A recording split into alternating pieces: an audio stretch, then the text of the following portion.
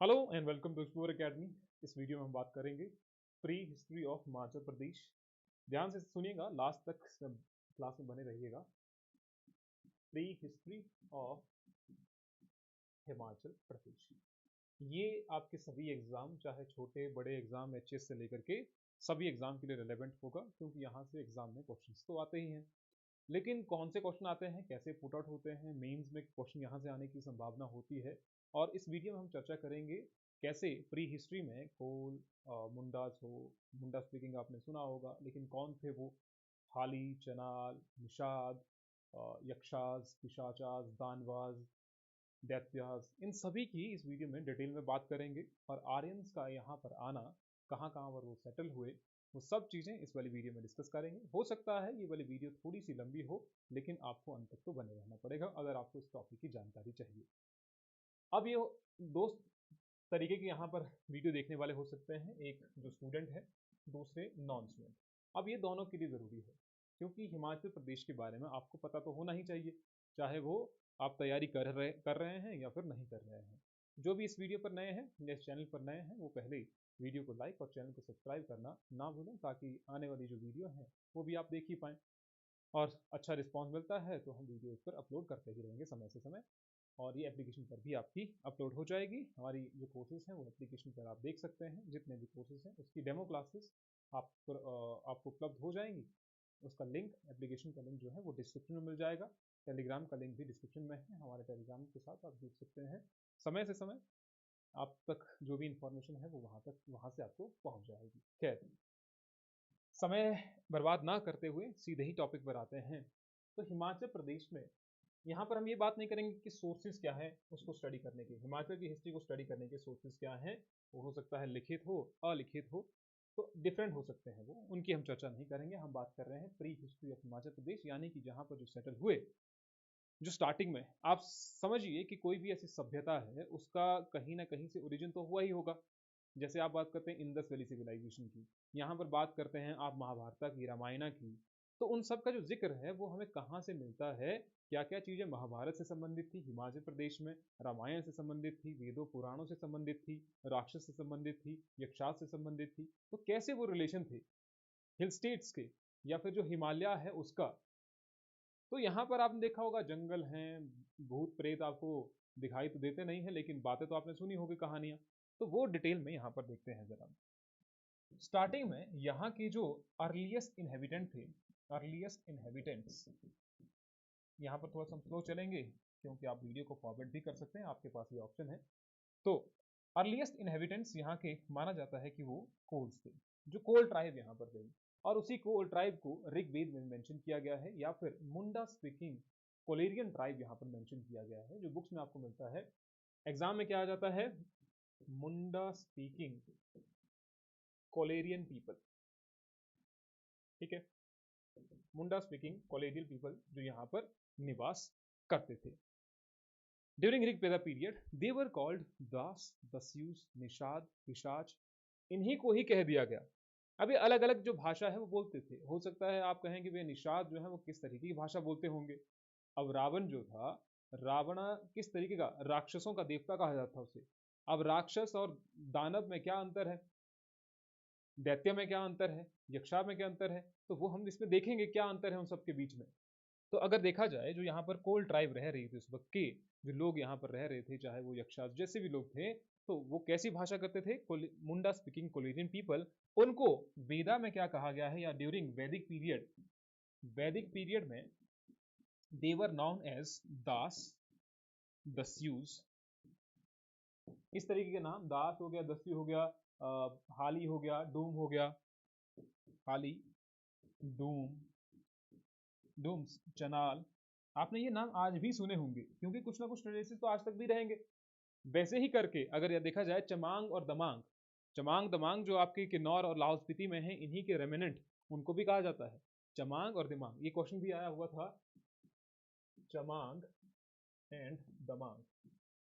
अब हिंदी वालों को भी इसमें दिक्कत नहीं आनी चाहिए, क्योंकि हम लिख इंग्लिश में रहे हैं लेकिन बता तो हिंदी में ही रहे हैं, तो आप लिख सकते हैं उसको। तो चमांग एंड दमांग वो भी इन्हीं के ही इनहेबिटेंट, या इन्हीं के ही माना जाता है कि अपने आप पूर्वज इनको ही मानते थे।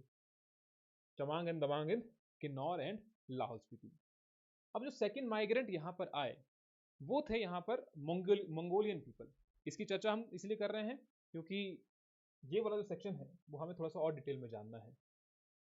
तो दूसरा जो यहाँ पर आए वो आपके मंगोलियन फीचर्स पीपल थे, मंगोलियन फीचर पीपल। इसको आप बाद में भी लिख सकते हैं, अभी भी लिख लीजिए। अब मंगोलिया से आए हैं तो इनके फीचर जो है वो किस तरीके के हुए होंगे। पहला, इनके जो फीचर्स थे वो कैसे थे, तो इसमें लिख सकते हैं आप तिब्बतो वर्मीज लैंग्वेज ये बोलते थे, Tibeto Burmese language first feature of this second tribe. और इनको कहा गया भोट, और इनको कहा गया भोटास।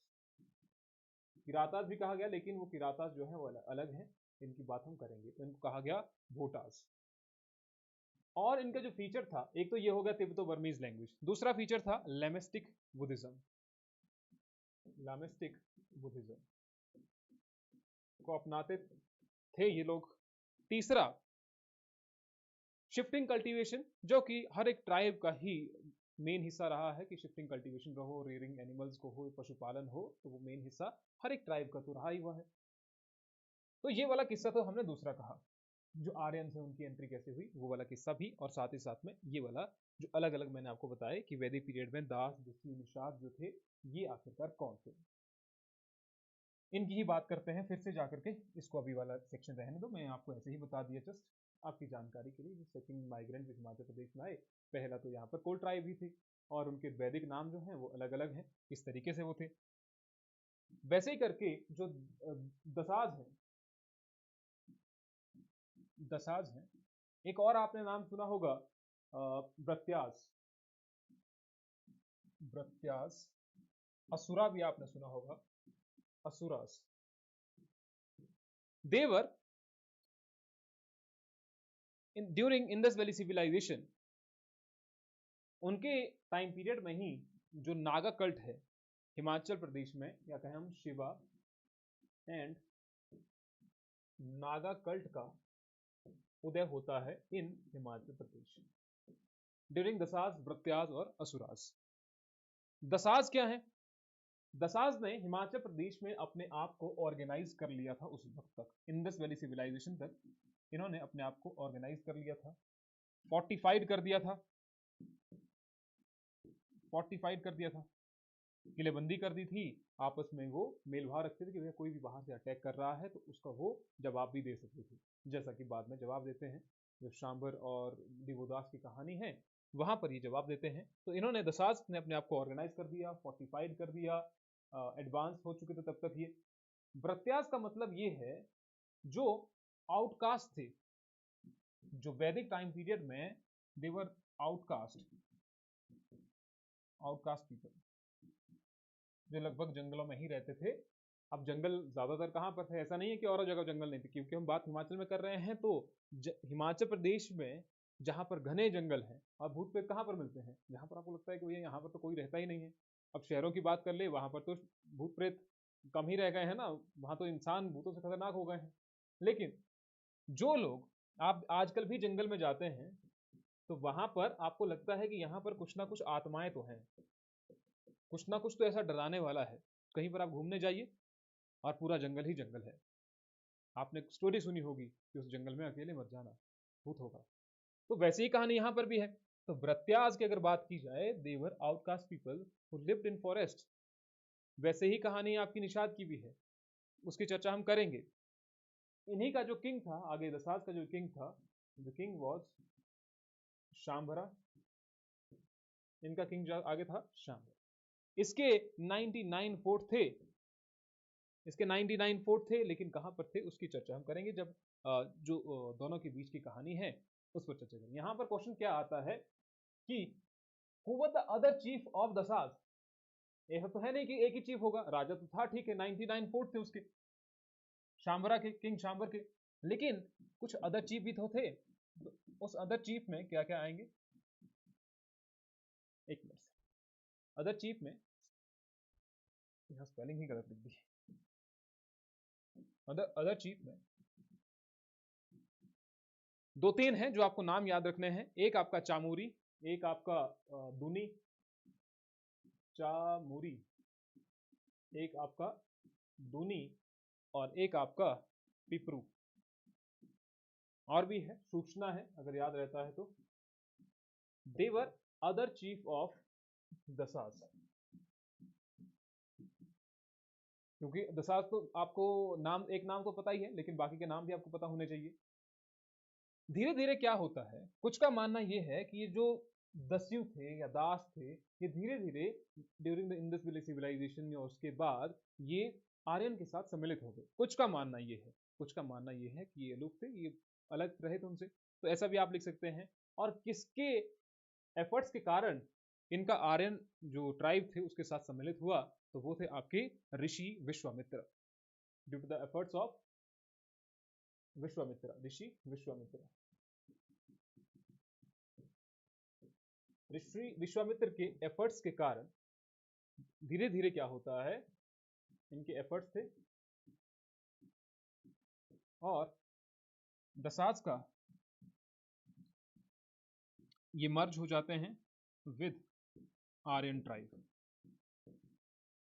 हालांकि इस चीज का अपोज एक दूसरे जो ऋषि थे जिनका नाम है ऋषि वशिष्ठ, उनके द्वारा किया गया था, लेकिन Rishi Vashishtha was against this decision. Rishi Vashishtha was against this decision. ये लिख देना कि ऋषि वशिष्ठ जो थे इस डिसीजन के खिलाफ थे, लेकिन फिर भी ऋषि विश्वामित्र ने ऐसा करने का प्रयास किया। तो ये था आपका दसास के बारे में। एक आता है इसमें ट्राइब का नाम किन्नर। किन्नर का जिक्र आता है किन्नर, ये किस तरीके किन्नर, और ये पहले अगर बात करें हिमाचल प्रदेश में तो इनका जो एरिया था वो काफी दूर दूर तक फैला हुआ था, ये लोग काफी दूर दूर तक फैले हुए थे, लेकिन आज के समय में देखें तो ये सिर्फ किन्नौर तक सीमित रह गए हैं। किन्नौर, हम किन्नर ट्राइब की हम पूरी पूरी बात नहीं करेंगे, या मॉडर्न ट्राइब में जहां पर आता है उसकी चर्चा हम नहीं करेंगे। जिक्र सिर्फ इतना ही है कि किन्नर्स हैं, उस समय की हम बात कर रहे हैं जहां पर दास दस्यु की बात कर रहे हैं हम। तो इसका जिक्र जो है वो ऋग्वेद में कहीं पर नहीं मिलता है। नो रेफरेंस इन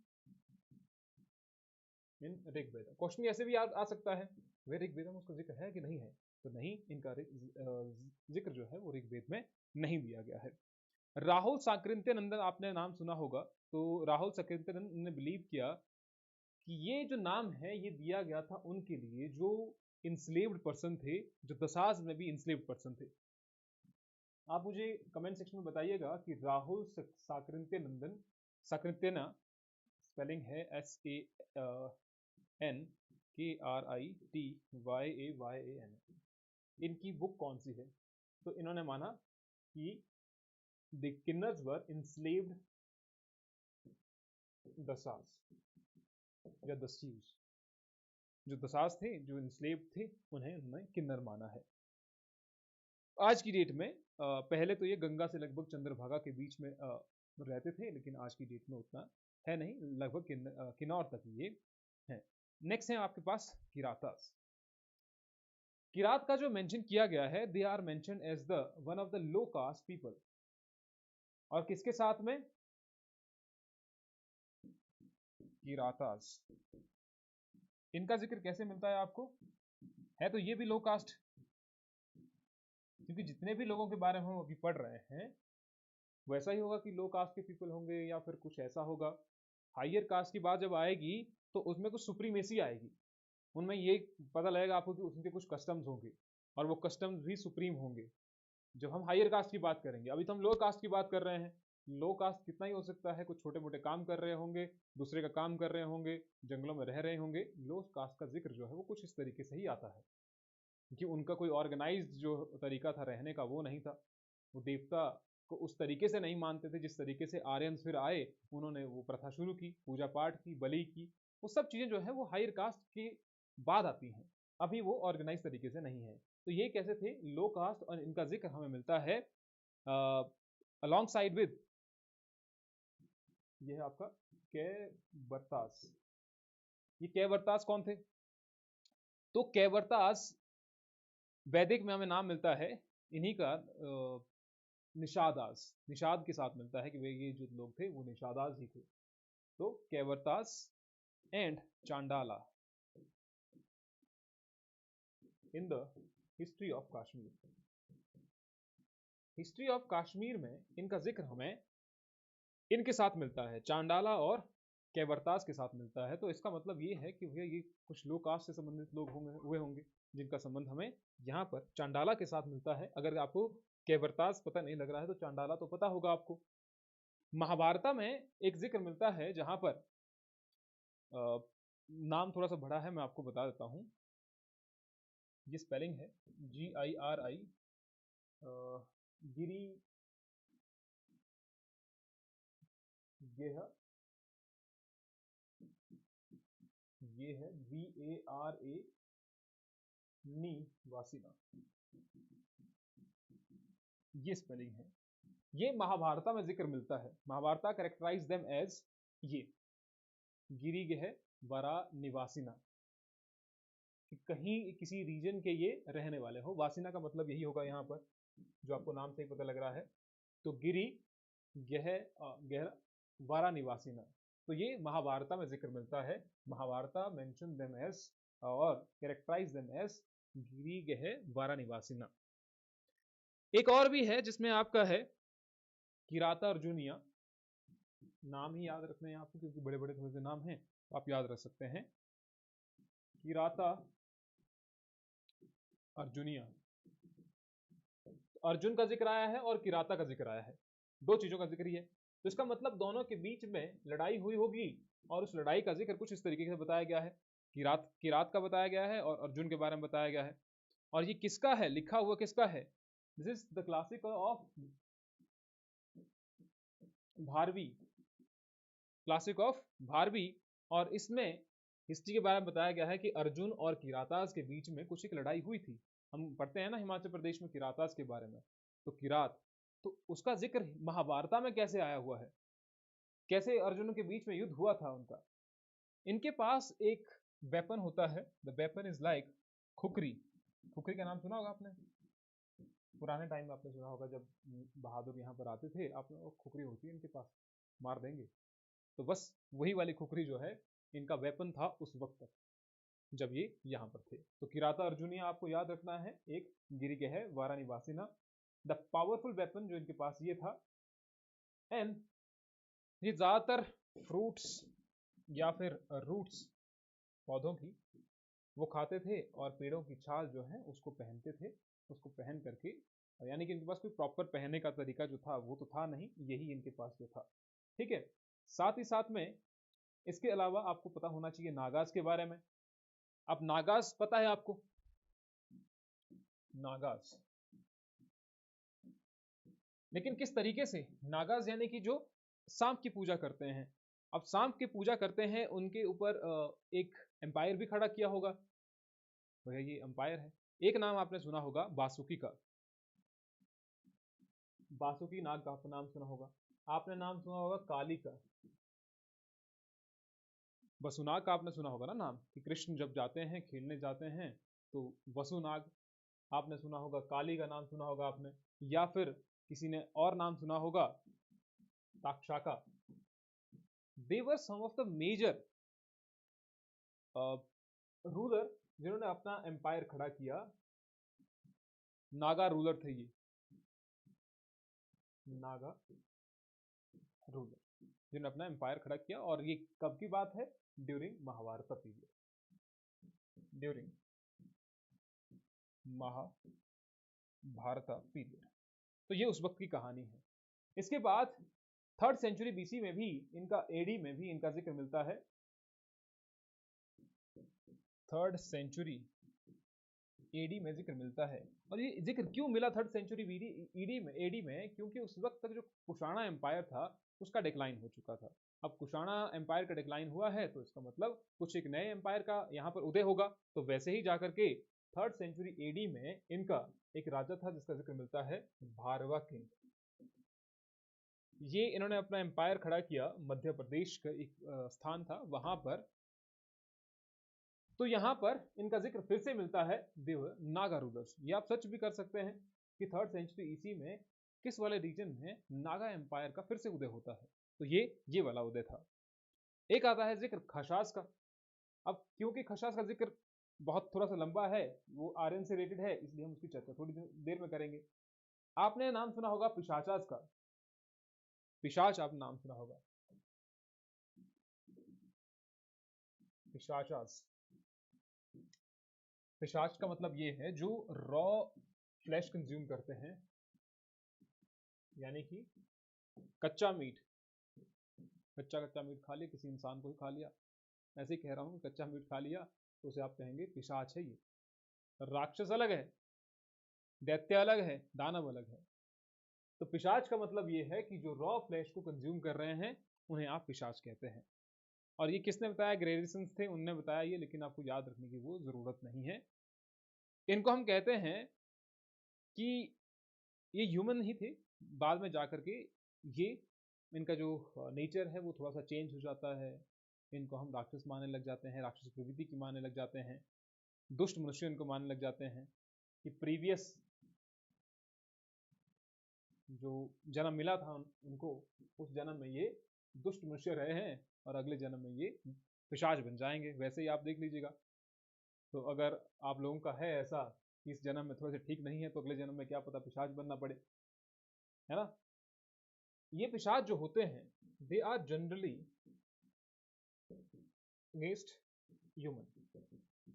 पिशाच जो होते हैं ह्यूमन के खिलाफ हो सकते हैं, इंसान है इंसानों के खिलाफ हो गए, लेकिन पिशाच जो है वो देवता के खिलाफ नहीं हो पाते हैं। Not against Dewas.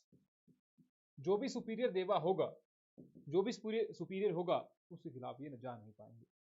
आपके क्षेत्र में कोई देवता ऐसा होगा कि किसी को राक्षस आया, राक्षस हम जनरली इनको सभी को एक ही में लेते हैं, लेकिन है थोड़ा थोड़ा सा डिफरेंस है इसमें, पिशाच और राक्षस, दानव, दैत्य। लेकिन यहाँ पर अगर बात की जाए तो ये आपने अपने एरिया में देखा होगा कि किसी एक देवता से वो राक्षस निकल नहीं रहा है, फिर आप किसी सुपीरियर देवता के पास चले गए, उसने वो राक्षस निकाल के फेंक दिया, भैया अब हमारे एरिया में फिर से मत आना। अपने गांव से निकाल करके कहीं और जगह पर डाल दिया। सुना होगा आपने कहानी ऐसी कि हमारे गांव में किसी को राक्षस था, बहुत भयानक राक्षस था, फिर हमने देवता लाया और उस देवता ने वो राक्षस वहां से निकाल करके कहीं दूर एक पेड़ के पास रख दिया। तो रखा कहाँ? पेड़ के पास। क्यों रखा? क्योंकि ज्यादातर आपने देखे होंगे दैत्य जो भी है या दूसरे कोई भी, वो कहाँ पर रहते हैं? जंगलों में रहते हैं। वहां पर उसको स्थापित कर दिया। अब वो वाला जो एरिया है वो उसका होगा। सिर्फ वही एरिया नहीं, उससे जो भी सड़क चलती है जहां से वो जाता है, या मान लीजिए ये पेड़ है, ठीक है, ये पेड़ है, अब इस पेड़ के आसपास का जो इलाका है, यहाँ से कोई रास्ता जा रहा है, इधर को जा रहा है, यहाँ से रास्ता इधर को जा रहा है, यहाँ से रास्ता इधर को जा रहा है, इधर को जा रहा है, ऐसे रास्ते जा रहे हैं, और यहाँ पर उस राक्षस को स्थापित कर दिया गया है, देवता ने निकाल करके उस राक्षस को यहाँ पर स्थापित कर दिया। अब ये जितने भी रास्ते जा रहे हैं ये उस राक्षस के हो गए। वो कहीं ना कहीं मिलेगा उस रास्ते में, कहीं भटकता हुआ मिलेगा। अब क्योंकि देवता ने वहां पर स्थापित कर दिया है उसको। तो ये कहानियां आपने इस तरीके की सुनी होंगी और कुछ एक रियलिटी में भी सुना होगा आपने। ऐसा नहीं है कि सिर्फ ये कहानियां ही हैं, कुछ हद तक इसमें रियलिटी भी है। 100% तो नहीं कह सकते हैं, लेकिन रियलिटी तो है ही। तो ये वाला जो था वो इस तरीके से था कुछ, ठीक है। फिर आपने सुना होगा यक्षास। यक्षास सुना होगा आपने। यक्षास को एज ए ट्री गॉड माना जाता है। यक्षास वर्शिप्ड एज ट्री गॉड। इसका मतलब ये है कि ये अगर ट्री गॉड हैं तो इसका मतलब इनका निवास कहीं जंगल में होता होगा। तो हिमाचल प्रदेश में यक्षास का जन्म नहीं, सॉरी, जो रहते हैं कहाँ पर, अभी तो नहीं है, पुराने समय की ये बात है, हिमालयाज है। तो विलय अगर इनका कहें, विलय नहीं, अगर ये कहें कि ये कहाँ पर रहते थे उस वक्त के लिए, जो थिक फॉरेस्ट है वहां पर। युधिष्ठिर का जिक्र मिलता है महाभारत में। महाभारत में युधिष्ठिर और यक्षास के बीच में कुछ एक क्वेश्चन आंसर हुए होंगे, आपको पता होगा, जिसमें जो 4 भाई थे उनकी डेथ हो चुकी थी। डेथ इन द सेंस कि भैया वो बेहोश कर दिए थे। तो इससे युधिष्ठिर अब लास्ट में गए थे, पानी पीने के लिए गए थे, उन्होंने पूछा कि भैया हमारे जो 4 भाई हैं ये तो, इनकी तो मृत्यु हो चुकी है। तो उस समय यक्षास वहां पर आते हैं और वो बोलते हैं कि भैया अगर तुम हमारे क्वेश्चन के आंसर दोगे तो इन सभी को जीवित कर दिया जाएगा, नहीं तो तुम्हारी मृत्यु होगी और तुम्हारे भाइयों की भी। कुछ ऐसा आता है। तो इस समय क्या होता है, युधिष्ठिर अपने 126 क्वेश्चंस का आंसर देते हैं सही सही, और उसमें बहुत सारे आंसर्स क्वेश्चंस हुए उनके बीच में, जो कि जीवन से संबंधित थे, दिमाग से, मन से, किस हर एक चीज से, संसार से, तो सबसे संबंधित थे। और 126 क्वेश्चंस का आंसर देते हैं युधिष्ठिर, और उसके बाद सारे के सारे भाई जो हैं वो जीवित हो जाते हैं। इसका मतलब ये है कि यक्षाज और दूसरे जो लोग हैं, चाहे वो महाभारत टाइम पीरियड में हो, तो जिक्र मिलता है यक्षाज का महाभारत में, इसका मतलब उनकी एग्जिस्टेंस थी। तो एक तो ये हो गया आपका। फिर आता है आपका दानवास और दैत्यास। एक है दानवास और एक है आपका दैत्यास। इन दोनों का जिक्र भी आया होगा। दानव और दैत्य में कितना फर्क है? बहुत ज्यादा तो नहीं है कि भैया जमीन और आसमान का फर्क है, ऐसा भी नहीं है। सेमी डिवाइन है, हाफ डिवाइन इनको माना जाता है। किस तरीके से माना जाता है? क्योंकि इनका संबंध जो है वो कश्यप ऋषि से है, सेज कश्यप से है। तो एक हो गया आपके यहां पर, ये दानव हो गया, ये यहां पर लिखता हूं, दानु एंड सेज कश्यप, जो कश्यप ऋषि थे। और दानु, दानु कौन है इनका भी आएगा, जय जरा बताते हैं। और यहां पर दिति एंड दूसरे हैं आपके सेज कश्यप। अब सेज कश्यप जो थे वो वन ऑफ द सप्तऋषि थे, सात ऋषियों में से एक ऋषि थे। एक महाशिवरात्रि का एक गाना है कि 7 ऋषियों में 7 ऋषानी, ऐसा करके कुछ गाना है। ये 7 ऋषि को बुलाया जब नहीं नहीं नहीं, जब दशरथ के बेटे नहीं हो रहे थे, तो 7 ऋषियों को बुलाया गया। तो 7 ऋषियों को बुलाया, पूछा भैया हमारे बच्चा ही नहीं हो रहा है, क्या करें? उन्होंने यज्ञ करवाया, और उस यज्ञ में बताया गया कि तुम्हें क्या करना चाहिए, जो कि शिवरात्रि का ही गाना है। अगर आप उसको डिसीवर कर पाए तो अच्छी बात है, नहीं कर पाए तो फिर वही आगे जाकर के आगे गाने सुन रहे हैं, लेकिन पता नहीं चल रहा है कि गाना किस चीज से संबंधित है, तो वैसी कहानी फिर से रिपीटेड होगी। तो दानु एंड सेज कश्यप, तो सेज कश्यप मैंने कहा कि ये was one of the Saptarishi. और जो दानु थी, Danu was daughter of Daksha, Danu was daughter of Daksha, and Diti was daughter of Daksha, daughter of Daksha. तो ये दोनों चीजें हो गई आपके पास, कि दैत्य भी हो गए, दानव भी हो गए। इनके आगे जो बच्चे हुए, जो आगे जनरेशन हुई, उनको कहा दैत्य, और दानु और सेज कश्यप के आगे जो बेटे हुए उन्हें कहा गया दानवास। इतना अंतर इन दोनों में है। एक और चीज आती है Asura. Asura is collective term used for Daityas and Danavas. कोई बहुत बड़े अंतर नहीं है, इसीलिए आप इनको ना ऐसा डिफरेंट डिफरेंट तरीके से ना देखें। एक चीज होती है सुरा, एक होती है असुर। तो सुरा का मतलब ये हो गया जो देवताओं के लिए डेडिकेटेड कर दिया गया, तो भैया वो सुराज है। असुर का मतलब क्या हो गया? इन दोनों को कंबाइन करके। तो हमने ये देखा कि दानव और दैत्य में क्या अंतर होता है। दानव का मतलब ये है कि दानु और सेज कश्यप की जो आगे जनरेशन हुई उन्हें हमें दानव कह दिया। दैत्य यानी कि दिति जो थी वो यक्षास, सॉरी, दिति जो थी वो दक्षास की बेटी थी, और आगे सेज कश्यप हो गया। आपका ये हो गया दानव और दैत्य, इस तरीके से आप उसमें थोड़े बहुत डिफ्रेंशिएटेड है। खैर, इसके बाद जो नेक्स्ट टर्म आती है हमारी, दैट इज खशास। खश आपने सुना होगा, ये बहुत टर्म यूज आई है, खश। आज के समय में भी खश का यूज जो है वो किया जाता है।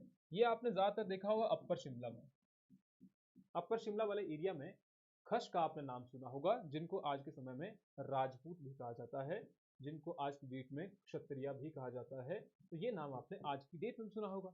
लेकिन उदय कैसे हुआ? देखिए, उदय की कहानी ये है कि आर्यन ट्राइब थी, आर्यन है यहाँ पर। इसको किस तरीके से यहाँ पर रिलेट करेंगे, देखिए। आर्यन जो थे, अकॉर्डिंग टू प्लिनी, एक रोमन हिस्टोरियन है, PLINY, ये एक रोमन हिस्टोरियन है। 79 एडी में ये जिक्र करते हैं, कौन सी एडी में? 79 एडी में इनका जिक्र आता है कि they live between Indus and Ganga, they live between Indus and Ganga river according to Pliny. ऐसा भी क्वेश्चन आ जाता है according to Pliny which tribe live between Indus and Ganga river, तो आपका क्वेश्चन यहीं से बन गया। ठीक है, अब क्या होता है कि आर्यन की जो एक ब्रांच है वो वेस्ट की तरफ चले जाती है। जब आर्यन मूव करना शुरू हुए तो इनकी पहली जो ब्रांच थी, जो यूरोप वाला पोर्शन था, वहां से ये मूव करना शुरू होते हैं। तो वैसे ही आर्यन की जो पहली ब्रांच थी वो चली जाती है वेस्ट की तरफ।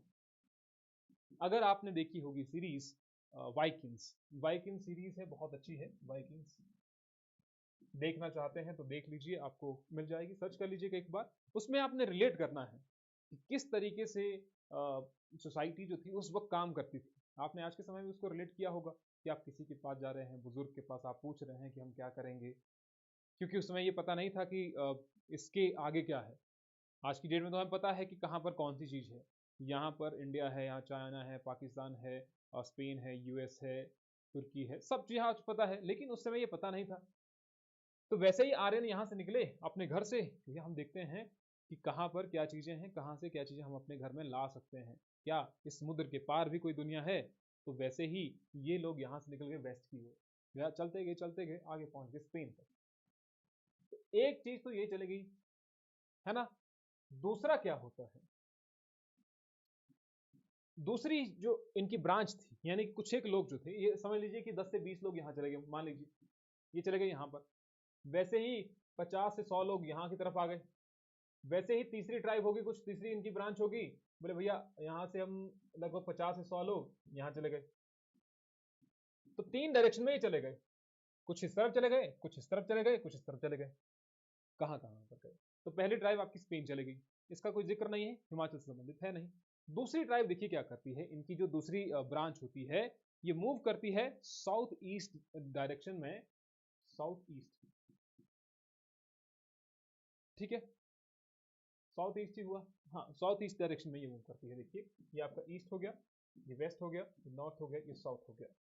अब इन्होंने मूव करना शुरू किया इधर से साउथ ईस्ट, यानी कि नीचे की तरफ को ये मूव करना शुरू हुआ ऐसे करके, ये साउथ ईस्ट वाला पोर्शन हो गया।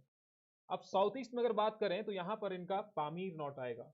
जब ये भारत की तरफ मूव करना शुरू आएंगे तो पामीर नॉट यहाँ पर आएगा, पामीर के पठार यहाँ पर आएंगे, वही जिक्र आएगा। तो वो इसको क्रॉस करके काशगिर को एंटर करके, काशगिर से एंटर करके पहुंचते हैं कश्मीर। ऊपर समझ लीजिए कि ऐसा समझ लीजिए कि यूरोप से नीचे की तरफ आए हैं तो साउथ ईस्ट डायरेक्शन में आए, वहां पर ये अब कहां पर आएंगे, जो पामीर नॉट वाला इलाका है, अगर भारत को हम ऐसा करके, तो ये यानी कि यहाँ से इलाके से इधर को आएगी, यहाँ पर पामीर नॉट वाला रीजन हो गया, और ये यहाँ पर एंटर हुए कश्मीर में, कश्मीर से एंटर हुए पहुंचे कश्मीर में। कश्मीर वाले रीजन से नीचे आकर के पहले इन्होंने कश्मीर वाले रीजन को अपने अधीन किया। जो रूलर थे वहां के, हो सकता है कुछ एक रूलर, सभी रूलर तो नहीं हो सकता है पॉसिबिलिटी, यहाँ के जो रूलर थे उनको अपने अधीन किया, चाहे वो कश्मीर के हो या फिर अदर हिमालयस के हो, जैसे कि आपका हिमाचल भी हो गया, जैसे कि आपके जो उत्तराखंड वाला रीजन है वो भी कुछ एक पॉसिबिलिटी थी वहां पर, कुमाऊं वाला रीजन हो गया। यानी कि जो हिमालयस में बसते थे उनको अपने अधीन इन्होंने कर लिया, subjugate in the rulers of Kashmir Himachal. उसके बाद this branch came to be known as Khasas. जो यहाँ पर रहे, उन्होंने यहाँ पर जो लोग रह रहे थे, जैसे 10 लोग यहाँ पर रह रहे थे, उनको सब, जो सभी को नहीं, जो कुछ एक लोग हैं उनको, क्योंकि सभी को तो फिर बात तीसरी ट्राइब की बात आती है। तो कुछ एक लोगों को जब इन्होंने यहाँ पर अपने अधीन कर लिया, वो उन्होंने यहाँ का जो कल्चर था वो अपना लिया और इनको कह दिया फिर खश, खश और क्षत्रिय। जो रूलर जो यहाँ पर बस गए उन्हें कह दिया खश और Kshatriya. They convert warlike tribe, they convert this Kolorian land into Khashas land। यहाँ पर डायरेक्ट क्वेश्चन आ जाता है, अब वो जो खश ट्राइब थी, they were warlike tribe, यानी कि उनको पसंद था लड़ाई करना। नाम से पता चल रहा है आपको, क्षत्रिय, कहने मात्र के क्षत्रिय नहीं, असल के क्षत्रिय, जिन्होंने इस क्षेत्र को इस क्षेत्र को जो कॉलेरियन लैंड थी, कॉलेरियन लैंड वॉज कन्वर्टेड, इसको कन्वर्ट कर दिया इनटू खशास लैंड। यानी कि ओरिजिनली यहां पर जो कोलेरियन पीपल रह रहे थे उनको सब्जुगेट करके, उनको अपने अधीन करके इसको खशास लैंड बना दिया। अब सुपीरियर कौन हो गए? खशास यहां पर सुपीरियर हो गए। They spoke language akin to Sanskrit. Language जो वो यहां भाषा बोलते थे वो भाषा लगभग संस्कृत से मेल खाती थी। कुछ एक मानना है, कुछ का मानना ये भी है कि ये आर्यन नहीं थे, कुछ का मानना ये आर्यन थे, तो उस पर तो नहीं जाएंगे कि वे आर्यन थे ये नहीं थे। कुछ का मानना ये है कि वो आर्यन थे, कुछ का मानना थे वो आर्यन नहीं थे। क्योंकि अगर प्री हिस्ट्री की बात आप करते हैं तो उतने ज्यादा आपके पास वेरीफाइड ये सोर्सेज नहीं है तो हाँ ऐसा ही हुआ होगा। ये हम मान करके चलते हैं कि हाँ ऐसा हुआ होगा, मान करके हम चलते हैं, कोई ऐसा नहीं 100% ऐसा ही हुआ होगा। ठीक है, तो उसके बाद क्या हुआ कि उनको मलेच कहा गया। मलेच क्यों कहा गया होगा उनको? क्योंकि उन्होंने यहाँ के रीजन में जो यहाँ पर शूद्रास रह रहे थे, जो कुछ लोग थे वो उनके साथ सम्मिलित हो गए। यहाँ पर लोग रह रहे थे, उन्होंने कहा कि ठीक है आपका जो रहना सहना है ये सब चीजें हमें पसंद है, तो उन कुछ एक जो लोग थे वो यहाँ पर उनके साथ सम्मिलित हो गए, वो यहाँ पर सेटल्स हो गए, उन्होंने अपनी फैमिलीज यहाँ पर एस्टेब्लिश की, उन्होंने अपने विलेजेस यहाँ पर सेटल किए। तो वैसा यहाँ पर धीरे धीरे करके जब वो यहाँ से कल्चर से सम्मिलित हो गए, कल्चर से उनका संगम हो गया, तो धीरे धीरे जाकर के आपको देखने को मिलेगा कि उन्होंने अपने आप को फैमिलीज में ये कर लिया एंड विलेजेस। पहले तो वो कैसी थी, एक वॉर लाइक ट्राइब थी कि लड़ाई करना ही पसंद है, हमें लड़ाई ही करनी है। लेकिन धीरे धीरे जब फैमिली सेटअप हो जाएगा तो कुछ एक रिस्पॉन्सिबिलिटी होंगी, रिस्पॉन्सिबिलिटी है तो आप ज्यादातर लड़ाई में शामिल नहीं होंगे, फिर वो थोड़ा सा कम हो जाता है। लेकिन पहले तो आप सिर्फ लड़ाई करने जा रहे हैं, मान लीजिए 50 से 100 लोग की मैंने बात की थी, भैया 50 से 100 लोग आए, इनका करना है कि भैया हमें सिर्फ लड़ाई करनी है। लेकिन जब यहाँ पर ये अपना परिवार बना लेंगे, ऑब्वियस सी बात है 50 से 100 लोग हैं, उसमें महिलाएं कम होंगी। अब कुछ को यहाँ की महिलाएं पसंद आएंगी तो उन्होंने शादी कर ली, आपस में परिवार बन गया। परिवार बना तो आपका गांव बनना भी कुछ एक सालों के बाद, ऐसा नहीं था ये सिर्फ एकदम की प्रक्रिया है, ये प्रक्रिया बहुत लंबे अरसों की है, लंबे समय में हुआ होगा, 50 सालों में 100 सालों में ये सब चीजें हुई होंगी, जो यहाँ पर रहे होंगे, फैमिली जिनने सेटल की होंगी और ये जाकर के विलेजेस उन्होंने सेटल किए। जब उनके विलेजेस यहाँ पर बन गए, देखिए क्या होता है धीरे धीरे, पहले मैंने कहा कि फैमिलीज एस्टेब्लिश हुई, अब फैमिलीज के बाद विलेजेस सेटअप हुए। विलेजेस में क्या होता है कि उतने ज्यादा झगड़े नहीं होते हैं। गांव में आपने देखा होगा कि बहुत ज्यादा झगड़े नहीं होते हैं, कम ही होते हैं कंपेरेटिवली। पहले अगर बात की जाए कि बाहर से कोई अटैक करने आ रहा है, अब क्या होगा विलेजेस में ये अपना एक कोई हेड चुनेंगे, उस हेड को कहा जाएगा मावी और मवाना। उसको क्या कहा जाएगा? मावी और मवाना उसे कहा जाएगा। इसका मतलब होता है स्ट्रॉन्ग मैन। मावी और मवाना यानी कि स्ट्रॉन्ग मैन इसे कहा जाता है। दे यूज टू पे ट्रिब्यूट, किसको? जो यहाँ के जो निषाद या दूसरे जो मैंने आपको पहले बताया उनको, कुछ एक, ऐसा नहीं है सभी, कुछ एक उनको ट्रिब्यूट पे किया करते थे जो यहाँ पर जो रह रहे थे उस वक्त के लिए। या फिर कुछ एक जो लोग थे आपस में ये फाइट करते रहते थे, एक दूसरे के साथ भी फाइट करते रहते थे। जो स्ट्रॉन्गर मावी है वो ज्यादा रहेगा। अब एक विलेज का, विलेजेस अलग अलग होंगे, एक विलेज है, ये दूसरा है, ये तीसरा है, ये चौथा है, इनके अपने अपने हेड होंगे। अब ये एक दूसरे के साथ लड़ाई कर सकते हैं, जो सुपीरियर होगा वो यहां से निकल के आ जाएगा। धीरे धीरे यही जो चीज थी मावी मवाना, दी कन्वर्टेड देमसेल्फ इनटू रिपब्लिकन, जनपद जिसे हम कहते हैं बाद में, जनपदास। एकदम की प्रक्रिया नहीं है, with the passage of time, with the passage of time these Mavana adopted tribal republic which is referred as Janapada in Sanskrit language। ठीक है, तो ये भी आपको याद रखना पड़ेगा। अब आते हैं हम तीसरे हिस्से पर इसके। तो ये खशास की बात हो गई, किस तरीके से इनमें आपको याद रखनी है, जो चीजें याद रखनी है एक स्टोरी के बेस पर। वैसे ही अब आते हैं तीसरे वाले पॉइंट पर, that is we have third branch of Aryans, जिसको हम कहते हैं जो आर्यंस यहाँ पर आए, और कहाँ से आए, ईरान से होते हुए आए यहाँ पर। यहीं पर हम बात कर रहे, देखो ये जो तीसरी ब्रांच थी, थर्ड ब्रांच ऑफ आर्यंस, ये भी डायरेक्टली नहीं आए। जो पहले वाली ब्रांच थी वो डायरेक्टली आई, लेकिन ये डायरेक्टली नहीं आए। ये कहाँ गए पहले, तो भैया हम पहले ईरान गए थे, उसके बाद हम यहाँ से घूमते घूमते यहाँ पर पहुंचे हुए हैं। अगर ईरान गए हैं तो वहां पर कुछ एक टाइम पीरियड में सेटल भी हुए होंगे। ऐसा तो नहीं है गुजरे वहां से और सीधे ही आ गए, नहीं, वो सेटल हुए वहां पर। अगर वो सेटल हुए होंगे तो जो ईरान का कल्चर था वो भी तो उनमें आया ही होगा। वहां की जो बोलचाल की भाषा है, आप कहीं पर कुछ समय के लिए चले जाइए, वहां की भाषा आपको लगेगा कि ये तो हमारे भाषा की तरह ही है, या फिर आपको लगेगा कि आपने वो भाषा अडॉप्ट कर ली है, आपको उनकी भाषा भी अच्छी लगने लगी है। मान लीजिए आप किसी मंडी वाले के साथ रहते हैं, तो कुछ एक टाइम पीरियड में क्या होगा, आप मंडियाल बन जाएंगे कि आपको मंडी की भाषा समझ आने लगी। आपको लगेगा कि इनके कल्चर में क्या चीजें होती हैं। अगर आप उनके साथ घर चले गए तो आप कहेंगे कि आप अगर शिमला से बिलोंग करते हैं, आप कहेंगे मंडी में ये सब चीजें होती हैं, हम भी ये करेंगे, तो आप भी वो चीजें करने लग गए। संभावना ये है। तो वैसे ही करके अगर वो ईरान में रह रहे हैं, तो मान लीजिए ये 50 से 100 साल तक रहे, लगभग 50 साल भी अगर रहे हैं, तो 50 साल में कितना कल्चर इन्होंने एसिमुलेट कर लिया होगा। यहां से डेवलपमेंट होता है ईरानियन कल्चर का। जो इंडो आर्यन जो कल्चर है, हम बात करते हैं कई बार Indo Aryan culture, Indo Aryan culture, उसकी शुरुआत यहां से होती है। अब इन्होंने यहाँ के कल्चर को एडॉप्ट किया, इंडो ईरानियन कल्चर को एडॉप्ट किया, और फिर ये भारत की तरफ आए।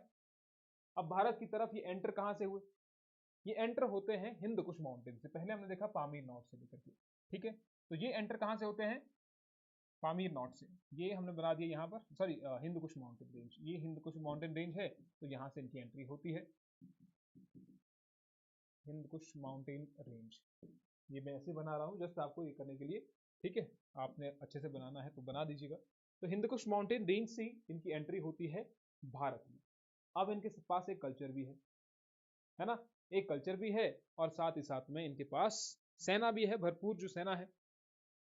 माउंटेन पास से यहाँ पर आते हैं, दे कॉल दिस रीजन, जहां से एंटर हुए, दे कॉल दिस रीजन है सप्त सिंधु। उन्होंने कहा कि भैया ये रिवर आ रही है, ये रिवर आ रही है, ये भी आ रही है, ये तीन हो गई, ये भी आ रही है, इधर से इधर भी आ रही है, तो 1 2 3 4 5 6 7। इन्होंने कहा कि ये वाला जो रीजन से हम आए हैं, यहाँ पर तो 7 नदियां बहती है। अब 7 नदियां जहां पर रही है, इन्होंने इसको कह दिया सप्त सिंधु, सप्त सिंधु रीजन इन्होंने इसको कहा, जहां से ये आए, क्योंकि उन्हें यहाँ पर 7 नदियों का संगम मिला। यहाँ पर 7 नदियां आ रही है यहाँ से, ठीक है, लैंड ऑफ 7 रिवर। यहां से ये चले गए ऊपर की तरफ को, जो सरस्वती रिवर है, यमुना नदी है, गंगा रिवर है, नीचे ये आए रीजन, यहाँ से एंट्री हुई इनकी। ऐसा नहीं है कि नदी के किनारे चले गए, यहाँ से एंट्री होती है फिर इनकी, ऊपर क्यों जाते हैं, जैसे यहाँ पर जो यमुना नदी है, फिर एंटर ऊपर हिमाचल की तरफ हो गया, चाहे वो गंगा रिवर वाला ये इलाका हो, धीरे धीरे धीरे धीरे ये मूव करते हैं आगे की तरफ को। जैसे ही यहाँ से आए थे, वैसे ही यहाँ पर ये धीरे धीरे आगे की तरफ जाते हैं, ठीक है। इनका जो किंग था, आर्यन किंग था, उसे कहते हैं दिवोदास। क्या कहते हैं उसे, आर्यन किंग वॉज दिवोदास। और उसी समय में जब ये आर्यन किंग यहाँ पर दिवोदास था, उस समय दसास का जो किंग था वॉज शांभरा। इसके 99 पोर्ट्स थे यहाँ पर, बहुत स्ट्रांग थे यहाँ पर। अब मैंने कहा कि दसास ने अपने आप को ऑर्गेनाइज कर दिया, तो 45 कर दिया था। इसके यहाँ पर 99 पोर्ट्स थे, 99 किले, और 99 किले थे कहाँ पर, तो ये इसको डिफीट करता है बिटवीन ब्यास एंड, कहां पर थे, ब्यास एंड यमुना। अब ये एंटर नहीं हुए अंदर उतने, लेकिन बाहर बाहर तो अभी है ही। इन दोनों के बीच में दसाहस और आर्यन किंग दिवोदास, इनके बीच में वॉर चलती है 40 ईयर्स तक, 40 साल तक वॉर चलती है, 40 ईयर्स वॉर। अब आप सिंपली समझ सकते हैं कि अगर 40 साल वॉर हो रही है किसी के बीच में, और जो पहले से यहां पर रह रहे हैं, इसका मतलब इसके पास अच्छी खासी सेना होगी। तो इसके पास अच्छी खासी सेना थी, इसके पास कुछ एक जो दिव्य शक्तियां हैं वो भी हुई होंगी। दूसरी तरफ यहां पर शांभर है, दशास का किंग, निषाद, पिशाच, राक्षस, सब चीजें एज्यूम कीजिए कि राक्षस हैं, निषाद हैं, या फिर आपके दैत्याज है, दानव है, वो सब चीजें यहां पर है, हिमालय में है ना, वो हिमालय में एग्जिस्ट कर रहे थे उस वक्त। और दूसरी तरफ आपको दिख रहा है दिव्य शक्तियों वाले, दिव्य शक्ति वाले लोग, जहां पर आपको दिखता है इंद्र भी फाइट करते हुए दिखता है, इंद्र जो इनकी हेल्प करता है, आर्यन। और दोनों के बीच में लड़ाई चलती है 40 साल तक। इसका मतलब अच्छा खासा दोनों के बीच में मेल रहा होगा। और ये भी ऐसा नहीं है कि एकदम से आए होंगे यहाँ पर। अब ज्यादा अच्छे तरीके से एज्यूम कर सकते हैं कि हाँ, इनको यहाँ आने में समय तो लगा ही होगा। इसको डिस्क्राइब किया गया है, इस वॉर को डिस्क्राइब किया गया है ऋग्वेद में by Vashishtha and Vamdev. This war is describe in Rigveda, लिख देना है आपने, डिस्क्राइब इन ऋग्वेदा, कहां पर, बाई वशिष्ठ एंड वामदेव, वामदेवा, ये भी आपने जिक्र कर लिया यहां पर।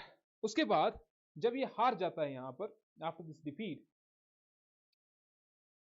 जो सुप्रीमेसी थी ये अपनी सुप्रीमेसी बना लेते हैं और आर्यन किंग ट्रिब्यूट देने लग जाता है जो बाकी के लोग हैं जो यहाँ पर इसके पास थे, क्योंकि अगर राक्षस हैं इस रीजन में, निषाद हैं, तो थोड़ी बहुत ट्रिब्यूट तो उनको देनी पड़ेगी अगर रहना है यहाँ पर। आज की डेट में भी अगर आप देखें कहीं पर, जो काली माता है फॉर एग्जाम्पल, या आपके अपने कुल देवता हैं कुछ, तो उनको कुछ ना कुछ ट्रिब्यूट जाती है कि वह साल का एक बकरा जो है वो कटता है, हमारे यहाँ पर रिवाज है, गवर्नमेंट ने बैन किया है, करने दो। वो अलग चीज है कि गवर्नमेंट ने बैन किया है, लेकिन डिमांड ये है कि भैया एक साल में हमको ये तो चाहिए ही। क्या होता है कि कई बार जो वेजिटेरियन है उनका मानना ये होता है कि भैया नहीं, ये सब चीजें गलत हैं, जो हम हत्या कर रहे हैं वो गलत है। दूसरी तरफ ये भी विचार आता है सामने कि भैया देवता की मांग है, करना ही पड़ेगा। और जब आप उस माहौल में जाते हैं तो आपको वो चीजें गलत लगती नहीं है। उस माहौल में जाइए कभी, जहां पर देवी देवता के साथ में ढोल बाजे सब कुछ चले हुए हैं, और ऐसा माहौल बना हुआ है, बिल्कुल आपको लग रहा है कि दिव्य शक्तियां तो बस यहीं पर है, और वो पॉजिटिव वाइब जो आपको आती है, उस समय आपको ये गलत नहीं लगता है। दूर से देखते वक्त ये लगता है कि हाँ, ये जो हुआ वो गलत हुआ। वहां पर एग्जिस्ट जब आप वहां पर हैं तो वो नहीं लगता है। किसी मेले त्योहार, किसी ऐसी जगह पर जाइए, वहां पर ही लगता है। अब इसके अपने अपने ओपिनियन है, उस पर हम नहीं जा रहे हैं कि भाई अच्छा है बुरा है ये सब चीजें, नहीं। हम बात कर रहे हैं हिस्ट्री की, हम बात कर रहे हैं जब ये ट्रिब्यूट पे की जाती थी। आज की डेट में भी जो ट्रिब्यूट जो है वो पे की जाती है, तो हम उसकी चर्चा कर रहे हैं, ना कि ये सब चीजें ठीक है या गलत है। अब जब दिवोदास यहाँ पर मर जाता है, उसकी डेथ हो जाती है, तो उसका बेटा आगे आ जाता है, जिसका नाम है, जो दिवोदास है, दिवोदास का बेटा आगे आता है सूदास। सूदास का जिक्र मिलता है 10 किंग्स के साथ, इसकी लड़ाई होती है जो आर्यन ही किंग थे, ऐसा ही जिक्र आता है कि 10 आर्यन किंग ने इसको अपोज किया, 10, और इन्होंने उसके साथ बैटल कर ली, है ना। ऋग्वेदा में इसका जिक्र दिया गया है कुछ इस तरीके से, 10 रागा, 10 राजाओं के साथ जो बैटल हुई वो जिक्र मिलता है हमें ऋग्वेदा में। और इस लड़ाई में सूदास जीत जाता है। कई बार आपने बुक्स में देखा होगा एंड सूदास वॉन दिस बैटल, तो ये आपने जिक्र करना है, ठीक है। तो यहां पर तो यही सब चीजें हैं। बाकी इसकी जो नेक्स्ट वाला चैप्टर है वो हम डिस्कस करेंगे अगली वाली वीडियो में। ये तो आपका प्री हिस्ट्री वाला जिक्र था, जहां पर 3 ट्राइब्स का यहाँ पर आना, और बाद में जाकर के अब जनपद पर हम आएंगे नेक्स्ट वीडियो में। जनपदास किस तरीके से वो सेटल हुए, यहाँ पर क्या सब चीजें हुई, बहुत डिटेल में हम चर्चा करेंगे। तो थोड़ा सा अगर आपको फास्ट करना है, आप फास्ट फॉरवर्ड मोड में कर सकते हैं, आपके पास ऑप्शन है, जैसे मैंने पहले कहा। इस वीडियो को आप शेयर कर सकते हैं, आप लाइक कीजिए, फॉलो कीजिए, यही कह सकते हैं। बाकी मिलते हैं आपसे नेक्स्ट वीडियो में, टिल देन थैंक यू।